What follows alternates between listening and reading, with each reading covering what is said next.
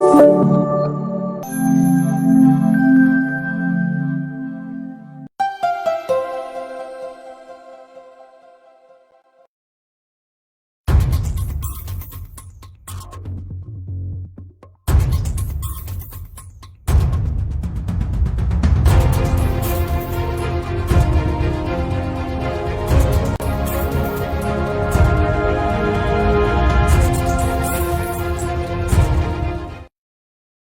secrétaire général de l'association des détenteurs de parcelles à Kouralé se prononce sur le règlement du litige foncier des morcellements coutumiers d'un espace de 45 hectares. Les détails dans cette édition. Qu'est-ce que les Maliens pensent de la lutte contre la corruption au Mali? Élément de réponse dans ce journal-là. Dans le but de mettre en garde les enfants et leurs parents contre de nombreux risques pendant les fêtes de l'année, le ministre de la Sécurité appelle à la retenue de tous. Ainsi, pour fêter les fêtes de Noël et du 31 décembre 2021 dans un climat convivial et serein, le ministre de la Sécurité et de la Protection civile interpelle la population quant à l'utilisation des pétards et d'autres feux d'artifice pour limiter les dégâts. C'est un commentaire d'Abdullah Kader Touré. Le ministre de la Sécurité et de la Protection civile, le colonel-major Daoud Ali Mohamedine, à son habituel communiqué de fin d'année, a interpellé l'opinion publique sur l'utilisation des pétards ou autres feux d'artifice en cette fin d'année pour la célébration du 31 décembre. Devenue une traditionnelle fête, le 31 décembre fait remplir les lieux dans la capitale. Selon le dit communiqué, l'utilisation des pétards ou autres feux d'artifice est une pratique très courante pendant les fêtes de fin d'année. En dépit du caractère festif lié à leur utilisation, ceci constitue un danger pour la sécurité des populations au regard particulièrement de la situation sécuritaire du pays. C'est pourquoi le ministre de la Sécurité et de la Protection civile porte à la connaissance des citoyens que l'utilisation des pétards et autres feux d'artifice est formellement interdite, et cela sur toute l'étendue du territoire national. Les forces de sécurité veilleront à l'application stricte de la présente mesure et les contrevenants s'exposeront à des sanctions. Le ministre de la Sécurité et de la Protection civile sait pouvoir compter sur la bonne compréhension des uns et des autres, et en appelle à l'esprit citoyen de tous. Le Congrès d'initiative pour le développement du Bélédougou SIDEP est une association regroupant les 36 communes du Bélédougou. Cette association s'est investie à faire classer le champ de bataille du Bélédougou comme patrimoine culturel national du Mali. Le SIDEP continue son combat pour le développement de la dite localité à travers d'autres initiatives. Ces propos sont du Dr Mandia Diara, secrétaire général du SIDEP. Il est au micro d'Abdoulaye Fama Koulibaly. D'abord, le SIDEP, Congrès d'initiative pour le développement du Bélédougou, est une association qui est née sur, je dirais, les cendres du CERELEFK, je dirais. C'est la même chose, c'est une simple continuation du CERELEFK. CERELEFK, c'est quoi? Ça, c'est commission de règlement du litige foncier de Kouadjalanda. Son président était Tade Diara. Et il est toujours. Tade pilote ça toujours. Parce que le CERELEFK est une... Et le 5 décembre 2009, lorsque Nonkon a appris que l'espace, il y a eu des ventes sur l'espace du Kouadjalanda, par le maire de Nzombo, en ce moment, M. Bagarsen à la Gajinala. Celui-là, il a informé Nonkon qu'il y a eu des sessions immobilières sur l'espace du Kouadjalanda. Et ainsi, Nonkon a fait appel à tous ses partenaires au Bélédougou, les Kabla ou Kafo avec lesquels Nonkon toujours opérait dans le temps. Ça, ce sont les Amla, Daba, Biela, Massandola, Sirakoro, ainsi de suite. Il a invité tout le monde, le chef de village d'Anton, qui est à Nonkon, je crois. Et nous sommes venus tous, le 5 décembre là-bas. Ce jour, il y a eu des gens qui ont dit, je cite, Anga Negetike. Negetike, voilà ça, Kelepseke, ni Koyana, ni Foloma Diana, c'est Ndabe Diana. Anga Negetike, Anga Takelela. Et nous qui étions là-bas, on leur a demandé non, l'air a changé. Il ne faut plus aller à ces extrémités. On peut résoudre ce problème de façon pacifique par les plumes, le pic. Et ils nous ont donné l'ordre de nous organiser en ce moment et de le faire. Si nous ne parvenions pas à réaliser le but, du moins à atteindre le but cherché, alors de revenir leur dire attends, et ils vont s'assumer. Donc ainsi, ils nous ont demandé de chercher, quelle que soit une association, un groupement, il faut toujours se trouver un responsable qui va coordonner toutes les actions, et ainsi on a choisi Tade Diarra. Tade n'étant pas politique, il est religieux. Donc personne n'aura la prétention de nous dire que voilà, les politiciens commencent à s'aimer de l'ordre ou des ordres dans le Bélidougou. Et Tade étant un religieux très posé, il a de superbes qualités réellement. Donc on l'a choisi comme président et les autres se sont alignés. Autre titre de ce journal, dans le règlement du litige foncier qui a perduré à Kouralé autour des morcellements coutumiers d'un espace de 45 hectares, la justice malienne s'est montrée équitable et impartiale entre les propriétaires fonciers et les prédateurs fonciers. Ces propos sont d'Amoudigue Koulibaly, secrétaire général de l'association des détenteurs de parcelles de Kouralé, village situé entre Kabala et Kalabankourou. Il est au micro d'Abdullah Kader Touré.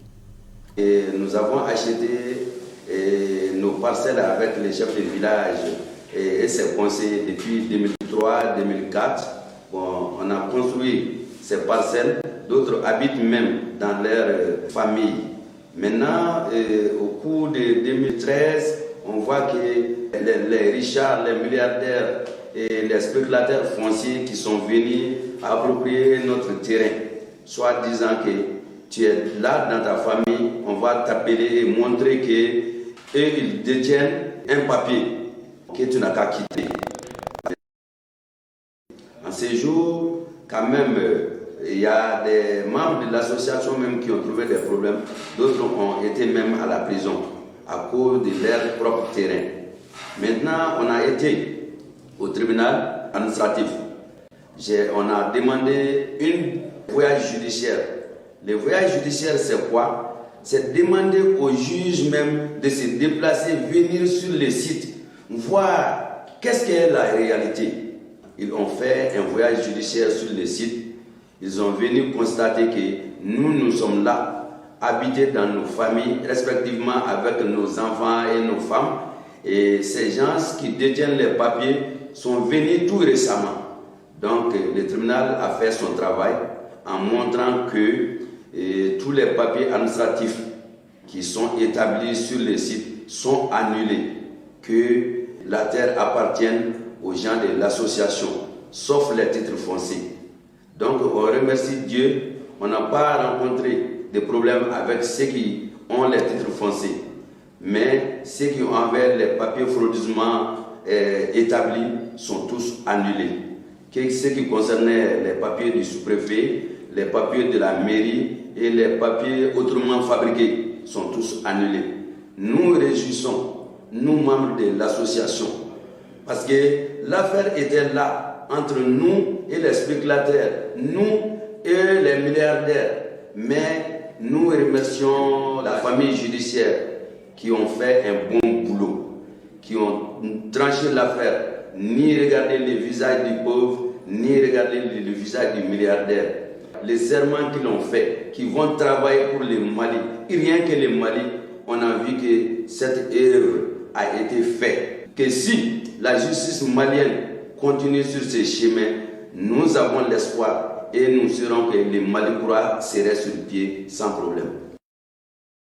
Décryptage de l'actualité à l'intérieur du pays avec Fatoumata Traoré. Zoom sur le Mali accueille plus de 50 jeunes. Des anciens migrants et des responsables d'organisations de la société civile ont pris part le 1er décembre 2021 à une séance d'information et de sensibilisation sur les violences basées sur le genre.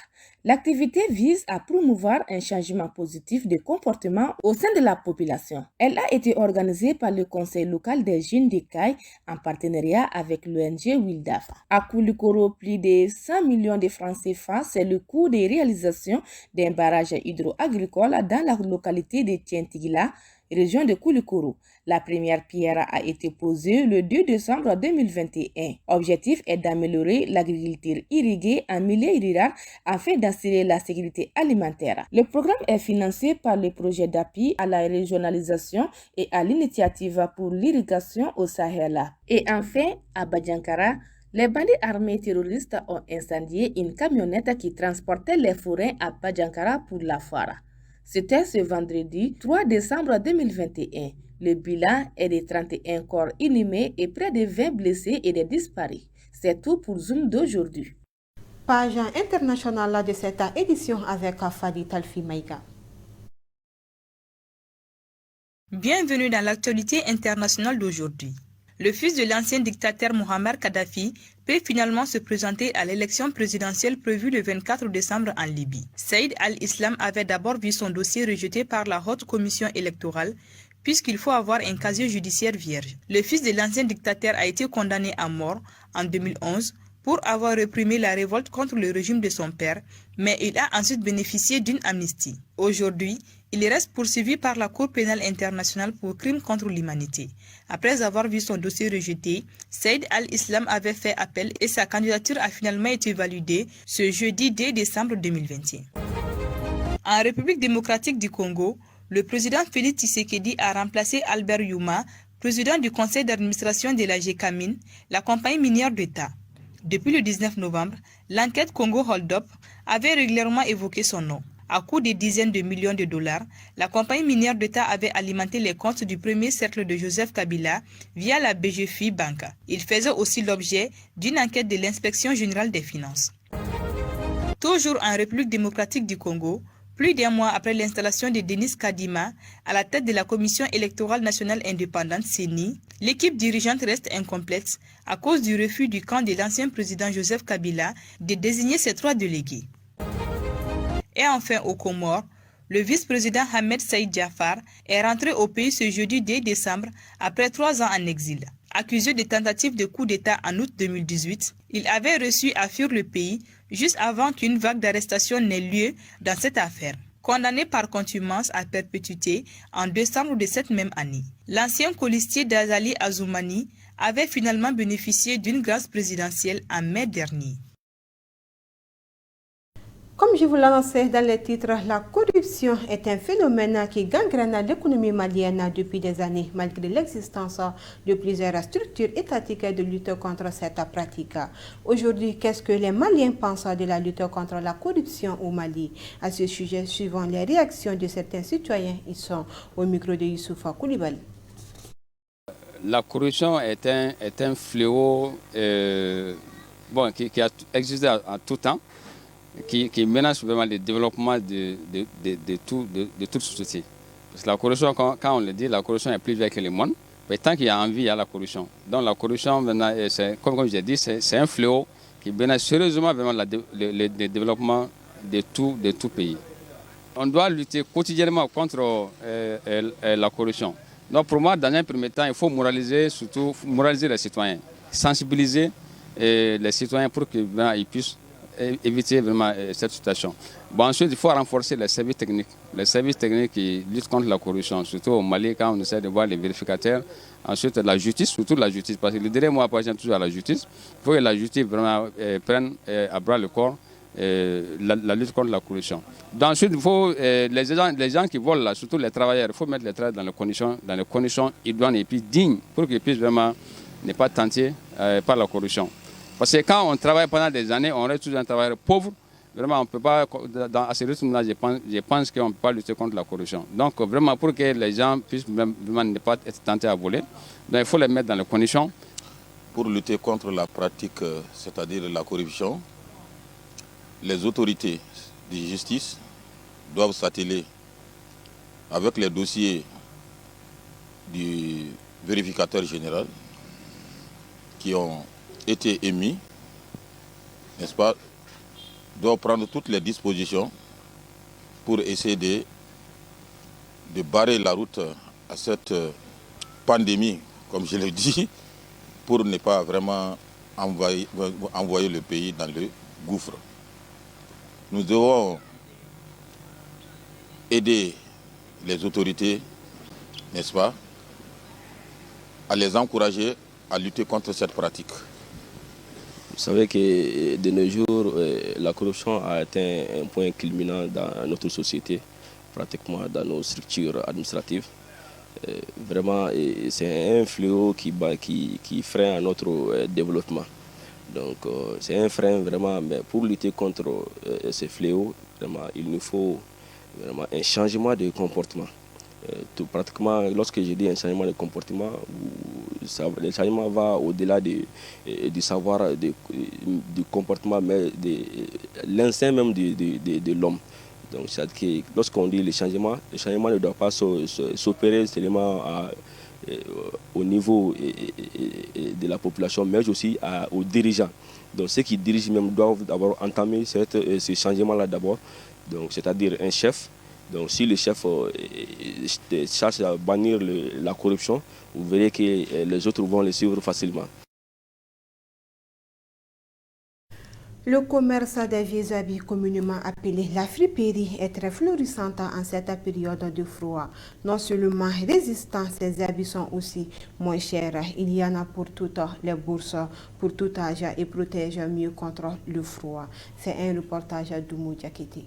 Le changement de climat fait varier les corps vestimentaires. Pour s'adapter au froid qui s'est fait de plus en plus ressentir, les acheteurs prennent d'assaut les friperies. Cependant, les vendeuses disent avoir beaucoup de difficultés dans ce travail.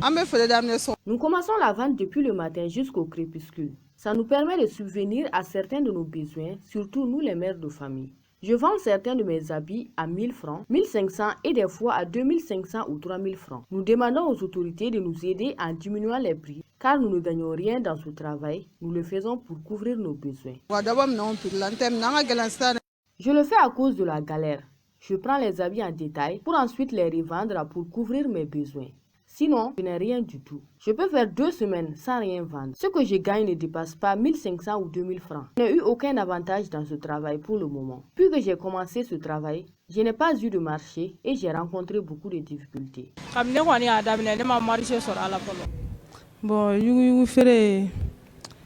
Je vends les friperies pour plusieurs causes. Surtout en tant que mère de famille, je le fais pour couvrir certaines de mes dépenses. Nous faisons face à beaucoup de problèmes dans ce travail, car parfois nous achetons beaucoup d'habits pour ensuite les revendre et au moment de la vente, nous trouvons de très anciens habits et parfois déchirés et tachés.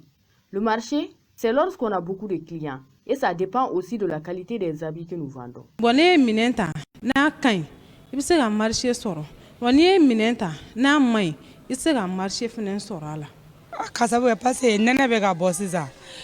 Je viens acheter les habits de la friperie car nous sommes en une période froide, donc les enfants doivent être protégés. Actuellement, on ne peut pas faire beaucoup d'achats car les prix sont très élevés au marché. Tout est cher. En somme, la friperie est un secteur très porteur en Afrique, plus précisément au Mali. Malgré toutes ces difficultés, la friperie est source d'emploi et de revenus pour beaucoup des vendeurs, mais aussi pour les clients en ce qui concerne le prix. Fin de cette édition. Merci à vous de l'avoir suivi. Bonne suite de programmation sur M7 Télévision et la radio Émergence.